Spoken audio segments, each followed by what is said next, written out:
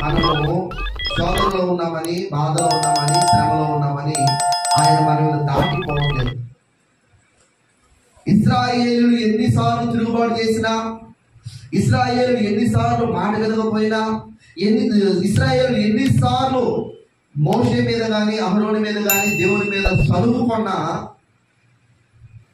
వారిని శిక్షించుచునే, వారిని బాధించుచునే వారి ఎలా ఏం చూపిస్తున్నాడట? కృప చూపిస్తున్నాడు, కరుణ చూపిస్తున్నాడు. దేవుని స్తోత్రం. హల్లెలూయా.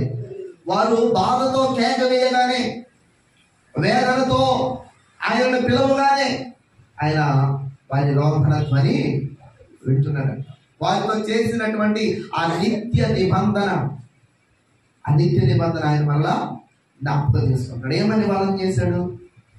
మిమ్మల్ని పాలు ప్రవహించు కానాని దేశంలో నడిపించుతున్నాడు. ఆ దేశంలో మీకు ఇచ్చుతున్నాడు వాగ్దానం చేసినటువంటి తన ప్రమాణమును ఆయన జ్ఞాపకం చేసుకుంటున్నాడు.